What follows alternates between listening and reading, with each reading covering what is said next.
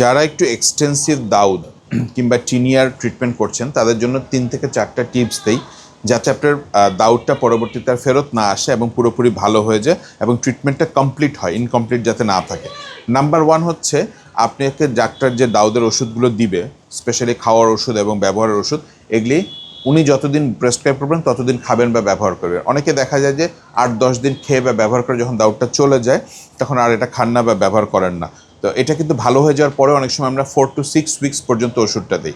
2 number হচ্ছে, দাউদের treatment চলাকালীন সময়ে আপনি প্রতিবেলায় কাপড় চেঞ্জ করবেন, একবেলার কাপড় একবেলায় পরবেন না, তাহলে কিন্তু আবার রিকন্টামিনেশন হওয়ার সম্ভাবনা থাকে। নাম্বার 3 হচ্ছে, কাপড় চোপড় যখন আপনি ধোবেন তখন একটু গরম পানি দিয়ে ধুবেন এবং অবশ্যই আয়রন করে পরবেন, তাহলে দাউদের জীবাণু যদি থাকেও পরের বার আবার ওটা নিজের শরীরে লেগে রিইনফেকশন হওয়ার সম্ভাবনা থাকবে না।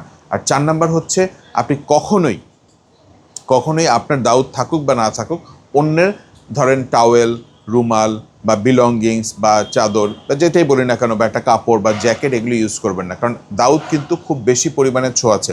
ইদানিং দেখা যাচ্ছে যে দাউদের অ্যান্টিফাঙ্গাল রেজিস্ট্যান্স এত বেশি ডেভেলপ করেছে যে আমরা আগে যে ওষুধগুলো ব্যবহার করে দাউদের চিকিৎসা করতাম, যেমন ফ্লুকোনাজল, ইট্রাকোনাজল, কিটোকোনাজল, টার্বিনাফিন, এগুলো এখন অনেক ওষুধে আর কাজ করছে না। তো এখন দেখা যাচ্ছে যে পেশেন্ট আগেই আমাদের কাছে ডাক্তার না দেখিয়ে ভরিকোনাজল বা ফসিকোনাজল জাতীয় অতিমাত্রার খুব তীব্র পাওয়ারের ওষুধ খেয়ে আসছে। তো দাউদের চিকিৎসা আপনি নিজে নিজে চিকিৎসা করবেন না, ব্যবহার্য জিনিসপত্র পরিষ্কার রাখবেন, ডাক্তার যেভাবে বলেছে সেভাবে ওষুধ খাবেন, কাপড় আয়রন করে পরবেন এবং পরিষ্কার পরিচ্ছন্ন থাকবেন, ঢিলে ঢালা কাপড় পরবেন। এই 4-5টা টিপস মানলে কিন্তু আপনার দাউদ ভালো হয়ে যাবে এবং পুনরায় আসার সম্ভাবনা থাকবে না।